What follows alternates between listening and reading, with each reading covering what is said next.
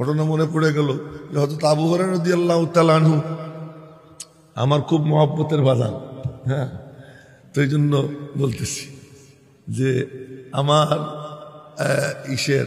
হযরত আবু হুরায়রা রাদিয়াল্লাহু তাআলা আনহু, হযরত মুআবিয়া রাদিয়াল্লাহু আনহু আর হযরত আলীর মধ্যে যখন যুদ্ধ হয়, ওই যুদ্ধের সময় উনি মাশাআল্লাহ হযরত মুআবিয়ার সঙ্গে বসে বসে খাওয়া দাওয়া করে। নামাজের টাইম হলে আর পাওয়া যায় না, নামাজের টাইম হলে পাওয়া যায়, আবার খাওয়ার টাইম হলে ওনারে পাওয়া যায়। একদিন, 2 দিন, 3 দিন, কয়েকদিন যাওয়ার পরে হযরত মুআবিয়া জিজ্ঞেস করতেছেন, আবু হুরায়রা, জি হযরত, খাওয়ার সময় দেখি নামাজের টাইমে কই থাকেন?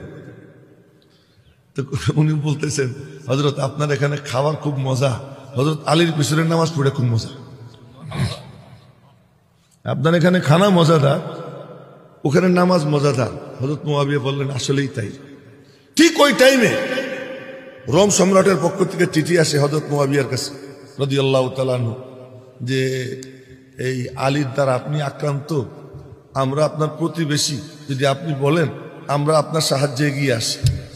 ওই চিঠির অপর পৃষ্ঠায় হযরত মুআবিয়া লেখেন, ইয়া কালবার রোম, এ রোমের কুত্তা, তুই ভুল বুঝিস না, আমার ভাইয়ের সাথে আমার ইখতিলাফ, মতবিরোধ।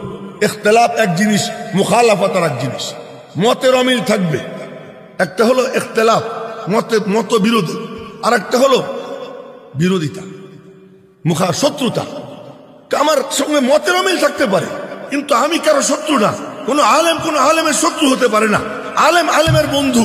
দিন শেষে আলেমরা পরস্পরে এক।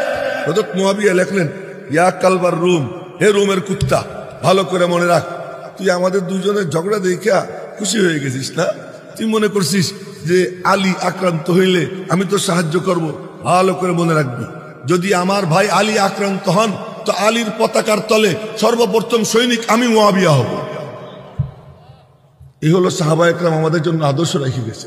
আমি উলামা একরামকে বলবো যে আমাদের মধ্যে মতের অমিল থাকতে পারে, ইখতিলাফ করবে, কিন্তু মুখালাফাত না, একজন আরেকজনের বিরুদ্ধে না। দিন শেষে আলেম আলেমের বন্ধু।